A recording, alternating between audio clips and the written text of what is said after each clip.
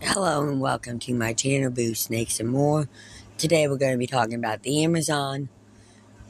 So please like this video and subscribe to the channel. And for more videos like this, watch my other house channel, A&A Snakes and Stuff. My youngest son's channel, He Needs Toys and Games. Or my oldest son's channel, Little Chris 10. Now let's dive into the video. On the third leg of his South American trip, our rider heads to the remote city of Iraquatas and braves a swim in the Amazon, despite the fearsome reputation of the local fish. It is an absolute truth, hardwired into every explorer's tales, that the Amazon is deadly dangerous. If the electric eels, piranhas, stingrays, and caimans don't get you, the hordes of biting insects and snakes will. Every living thing is ready to devour you or lay eggs under your skin.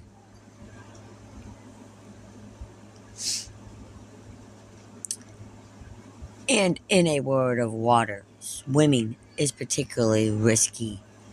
When the naturalist, explorer, and writer Redmond O'Haran ventured upriver, he claimed to have adopted a cricket's protective box to pee through, a barrier for the dreaded candy fish that allegedly swims up the urethra and gets stuck. For men, amputation could be the only solution. But then, in the world of old-fashioned exploration, it was mainly men who got to be explorers, and presumably those who survived were cricketers or had extremely tight-fitting swim trunks. More recently, the dangers have evolved. Now we have the additional pairs of drug gangs, drought, forest fires, and Pablo Escobar's hippopotamuses. Yes, Colombia's most famous citizen, after Shakira introduced hippos into the region. All this, of course, assumes that you can even find the Amazon. Deforestation having been ramped up by chainsaw welding, predators leaving a gigantic desert of genetically modified soya bean truffles. We board a canoe and watch pink river dolphins roll in the water ahead of us.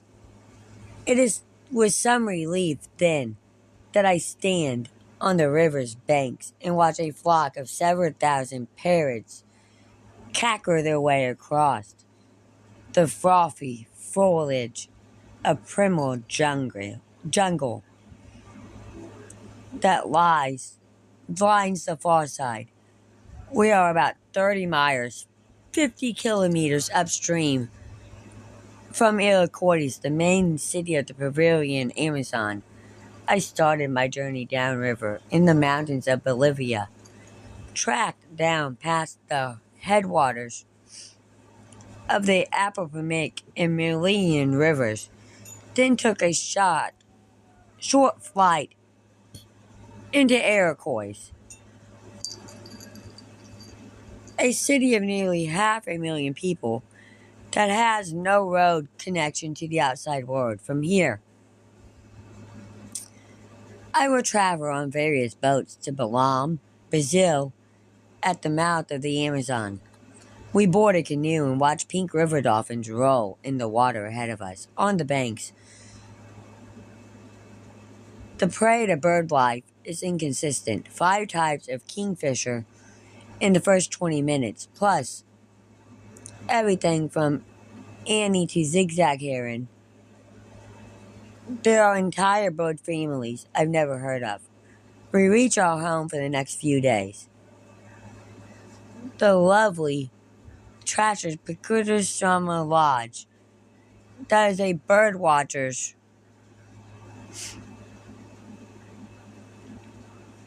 riverbank paradise in itself. Then we take a tributary heading into the Picanca Sonoma National Reserve, a 2 million hectare, 4.9 million acres swatch of jungle that is home to several thousand indigenous people. I tell my guide Rodney about the image of the Amazon aboard, the traditional dangers in modern depositions. He nods. Things are changing here and fast. As an indigenous person, my upbringing was simple. 10 years ago, I'd only ever seen black and white television. Now everywhere has a mobile phone. And Venezuelan gangsters have moved into air quarters. It worries me. He is, however, an optimist.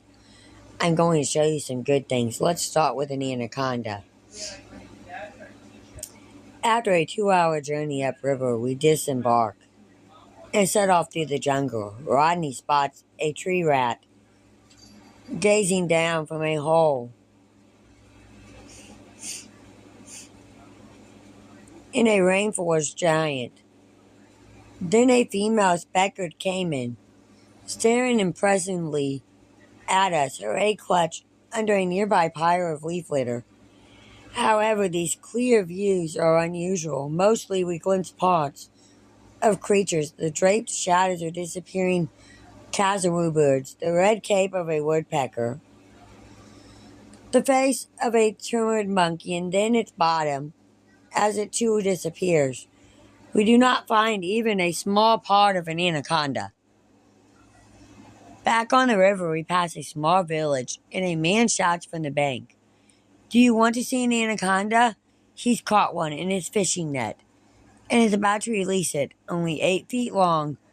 The snake is one of the most powerful animals.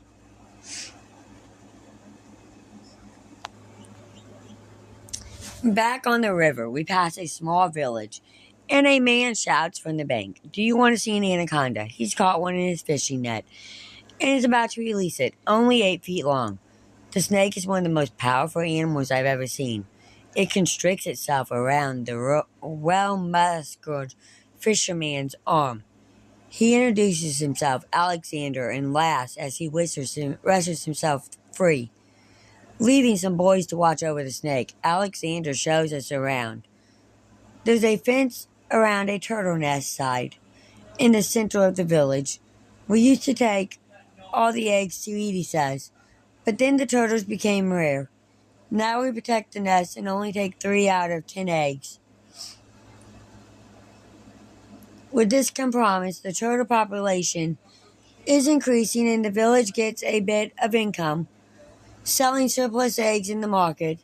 These indigenous communities struggle to earn a living, and the temptation for quick money is strong. Wild animals, colorful birds, hardwoods, and fish are plentiful and valuable. Then there are jobs on the illegal coca plantations, as well as illegal fish farms, gold mines, and oil platforms.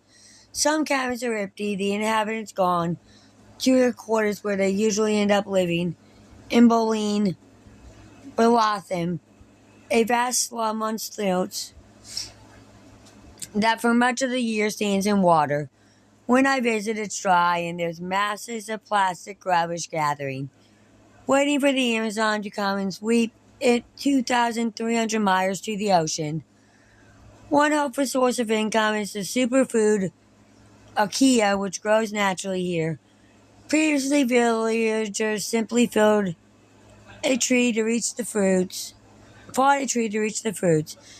but now an NGO has taught them to climb the slim trunks. As a result, the trees are proliferating and household incomes have risen. All down the Amazon, this small, underpossessing fruit is playing a vital part in protecting the forest. Another new source of money is people like me. The children and women bring out trays of intricate and beautiful handicrafts for sale. I gladly fill my pockets with purchases. As we motor downriver back to the lodge, I am musing on the gap between the reality of the Amazon and its outside image. I remember Rodman in his cricket box. Does anyone ever swim here? I asked Roddy. At that moment, we sweep out.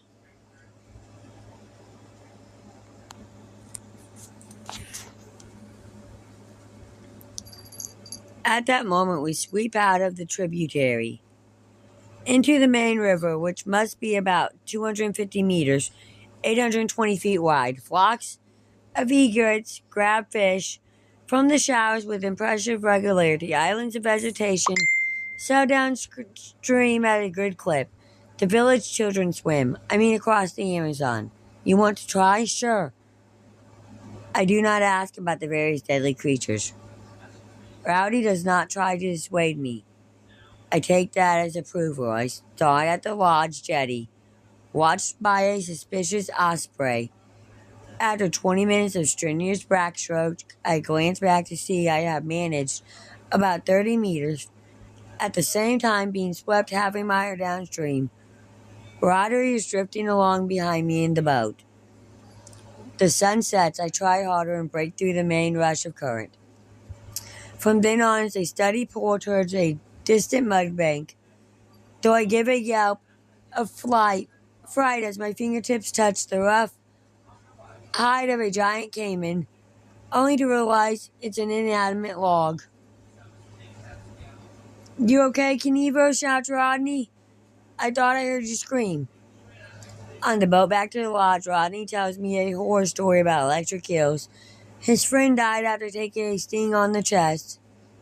You okay, Knievo? Shouts Rodney. I thought I heard you scream. After several days, I moved back to Indian quarters, which owes its existence to the car despite its lack of a road connection. At the turn of the 19th century, a rise in demand for rubber for tiniers triggered the first wave of Amazonian dispossession. The rubber tree was native and the indigenous people knew how to tap its sap. Merchants were soon demanding huge quantities, and as time went on, using increasingly brutal tactics to get results, terrorizing the locals into slavery. At the peak of the boom, entire indigenous groups took to the hills and retreated into the jungle, probably the ancestors of today's unconnected tribes. Meanwhile, the merchants built grand houses and stores along the Incourse riverfronts and spent their money freely. It's a fascinating city to wander around and has many great little restaurants, serving local treats such as pachatas, stuffed river fish, washed down with jugs of cool Kuburu Geneva juice. Thank you for watching this video and peace out till the next one.